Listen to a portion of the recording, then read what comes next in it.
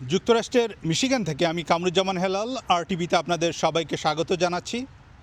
আপনারা জানেন যে যুক্তরাষ্ট্রের অগস্টের 4 তারিখে কিন্তু ইলেকশন আসছে এবং এই ইলেকশনে মিশিগান থেকে 4 জন বাংলাদেশি আমেরিকান তারা কিন্তু এই মেইন স্ট্রিমে তারা প্রার্থিতা ঘোষণা করেছে ইতিমধ্যে। এবং বাংলাদেশের অন্যান্য স্টেটে যারা আছে তারাও কিন্তু স্টেট সিনেটর এবং বিচারক পদে কিন্তু অধিষ্ঠিত আছে। এবং আমি যেখানে আছি মিশিগান স্টেট, আমার সাথে আছে সীমা আহমেদ। তিনি এবার স্টেট র্যাপ হিসাবে প্রার্থিতা ঘোষণা করেছেন এবং আলোচনা হচ্ছে। এবং সবথেকে বেশি ভালো লাগছে যে একজন ফিমেল ক্যান্ডিডেট হয়ে বাংলাদেশি আমেরিকান হয়ে আসলে আমাদের গর্বের বিষয় এই প্রবাসে তিনি রান করছেন স্টেট র্যাপ হিসাবে। আমরা কথা বলবো এখন তিনার সাথে। আপনি যে রান করছেন এই যে স্টেট র্যাপ হিসাবে, সংক্ষেপে বলবেন আপনার কি ভবিষ্যতে পরিকল্পনা কি আমাদের যদি একটু বলেন। জি, আসসালামু আলাইকুম। সবাইকে গ্রিটিংস জানাচ্ছি। ভালো থাকবেন। আমার সামনে ইলেকশন আছে, তো আমার ইলেকশনের এজেন্ডা হলো যে মেইনলি হচ্ছে যে আমাদের এখানে হেলথ কেয়ার সিচুয়েশন খুবই বাজে। আচ্ছা, সরি। সো আমাদের এখানে হসপিটাল নাই, একটা 92,000 রেসিডেন্টস, কিন্তু একটা হসপিটাল নাই, কোনো ইমার্জেন্সি রুম নাই। সবচেয়ে দূর জায়গা থেকে আপনার লাগে লাইক 20 মিনিটস, 25 মিনিটসও হয়ে যেতে পারে একটা হসপিটালে পৌঁছাতে। তারপরে যদি 4 ঘন্টা ওয়েট করতে হয় একটা ইআরে, তাহলে ইম্যাজিন আমাদের হেলথ মানে এটা কোনো রাইট হলো? এটা কেন হবে? অনেক জায়গায় আমেরিকায় যে অনেকগুলো হসপিটাল থাকে অ্যারাউন্ড ইউ, তাহলে আপনার ইজিলি হেলথ কেয়ার সিচুয়েশনটা অ্যাড্রেস করতে পারেন। আরও বিষয় এখানে ইনজাস্টিস হলো যে শুধু যে অ্যাক্সেসিবিলিটি তা না, আমাদের ডলার্সগুলো, যেটা আমাদের মানুষগুলার $600 million in Medicare Medicaid fund প্রত্যেক বছর কোথায় যায়? এই ম্যাক্সিমাম 95% এটা পাশের ডিস্ট্রিক্টে চলে যায়, অ্যান্ড ম্যাক্সিমাম ওদের খরচে যায়। এবং সিওরা অনেক মিলিয়ন্স অফ ডলার্স বেতন হিসাবে নিয়ে নেয়, লাইক একটা সিও তো $25 মিলিয়ন নিয়ে নেয়। তো আমরা পুরো ডিস্ট্রিক্টে 10টা ক্লিনিক, ছোটো ক্লিনিকে মাত্র $25 মিলিয়ন পাই। তো সব ফান্ডিংগুলো ওখানে চলে গেলে আমাদের অপরচুনিটি চলে যায়, জবস চলে যায়। জবসের কথা বলি, আমাদের এখানে আমার ডিস্ট্রিক্ট 7, যেটা হলো হাইল্যান্ড পার্ক, হ্যামট্রামিক এবং সারাউন্ডিং ডিট্রয়েট, মোস্টলি ইস্ট, এটা আপনার এখানে আনএমপ্লয়মেন্ট 3 টাইমস হায়ার। আমি বলবো 2008-এ যখন ওবামা ক্যাম্পেইনে কাজ করি, আমার ফার্স্ট এন্ট্রি ইনটু পলিটিক্স ওইভাবেই শুরু হয়। ওইখান থেকে আমি যখন 2026-এ আসি, আমি দেখি যে অমন কোনো চেঞ্জ হয় নাই। মানে রিপ্রেজেন্টেটিভরা তো কর্পোরেট মানি নেয়, আমাদের রিপ্রেজেন্টেটিভরা যারা আমাদেরকে রিপ্রেজেন্ট করে, কিন্তু এমন তো কোনো অবস্থা কোনো বদলায়নি। বড় কোনো ইনস্টিটিউশন বিল্ডিং করেনি, কোনো বড় প্রজেক্ট আনে নাই। ছোটোখাটো কিছু জিনিস তো করতেই পারে, কিন্তু আমাদের অ্যাজ লেজিসলেটর আমি বলবো এদের কাজ শুধু লেজিসলেশন পাস করা না, অলসো প্রোগ্রামসগুলো আনা। যেমন মিশিগান রিকানেক্ট বলে ডলার্স আছে, ফ্রি ডলার্স ফর এডুকেশন। যারা একটা ওল্ডার স্টুডেন্ট আনএমপ্লয়মেন্ট ফেস করছে, তারা এডুকেশনে যেতে পারে, ফ্রি মানি আছে, ওগুলার কথা জানে না।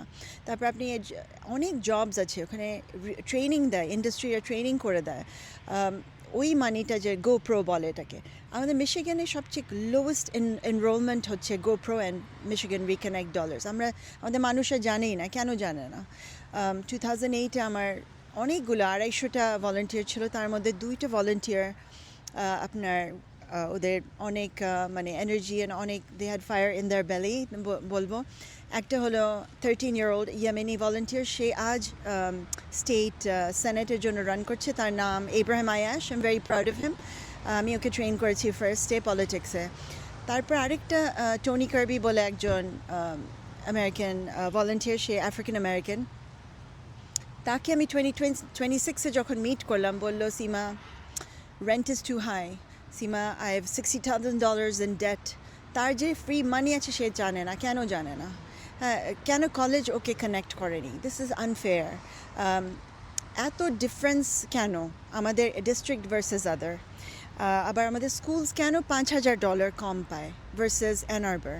তো কেন ক্যালিফোর্নিয়ায় দ্য ওয়েটেড স্কুল সিস্টেম, যেখানে আপনার লো ইনকাম, ফস্টার, ডিসেবিলিটি, যে কোনো ফ্যাক্টরে আপনার students are getting more funding then another richer place.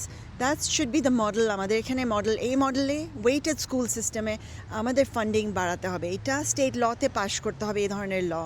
যদি ক্যালিফোর্নিয়া এটা কাজ করে, আমাদের মিশিগানে এটা কাজ করতে বাধ্য। আমার হাউজিং মাত্র 39%, এত কম হাউজিং ওনারশিপ, আমাদের ধন কোথায় তাহলে যদি বাড়ি যদি ওন না করি? তো আমাদের এখানে ডিস্ট্রিক্টে 39% ওনারশিপ, বাকি মিশিগানে 63% ওনারশিপ। কেন এটা এত আনফেয়ার কেন? আমরা কি দোষ করেছি? আমরা যারা ব্ল্যাক অ্যান্ড ব্রাউন পিপলরা এত কেন নির্যাতিত?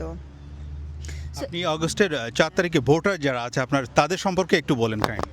হ্যাঁ, সো আপনারা যদি ভোট দিতে আসেন, মানে আর্লি ভোট দিতে চেষ্টা করেন, আমি জানি আপনারা এটা করেন। যদি না করে থাকেন, আমার ওয়েবসাইটে গিয়ে আপনি ইজিলি অ্যাবসেন্টি ব্যালট অ্যাপ্লাই করতে পারেন। সেটা মানে হলো আপনি votesema.com-এ যাবেন, VOTESEEMA.com, আর এখানে গিয়ে আপনার যদি একটা ক্লিক বাটন করে আপনি আপনার ইনফরমেশন দিয়ে দিলে ওরা আপনাকে ব্যালটটা বাসায় পাঠিয়ে দেবে। আপনি যেদিন ইচ্ছা জুন 25 পরে আপনি ইজিলি আপনি ইলেকশনের জন্য আপনি ক্যান্ডিডেটসদের জন্য মানে ভোট দিয়ে আপনি এটা মেল করে দিতে পারেন। এত সোজা। তো প্লিজ এটা করেন যাতে আমি এসব সুযোগ সুবিধা আনতে পারি আমাদের এই ডিস্ট্রিক্টের জন্য। আপনাকে অসংখ্য ধন্যবাদ।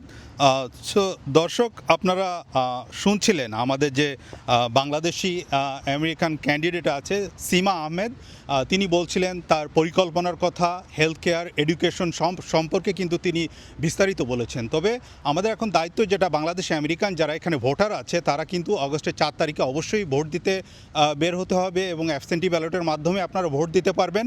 তবে বাংলাদেশি ক্যান্ডিডেট যারা এখানে মিশিগান থেকে ইলেকশন করছে, যুক্তরাষ্ট্রের অন্যান্য স্টেটে যারা এখানে প্রার্থিতা ঘোষণা করেছে, তাদের সবার জন্য শুভকামনা রইল। তো যুক্তরাষ্ট্রের মিশিগান থেকে আমার কাছে এই ছিল সর্বশেষ।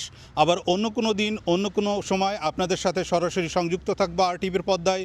সেই পর্যন্ত সুস্থ থাকুন, ভালো থাকুন এবং RTVর সাথেই থাকুন। আল্লাহ হাফেজ।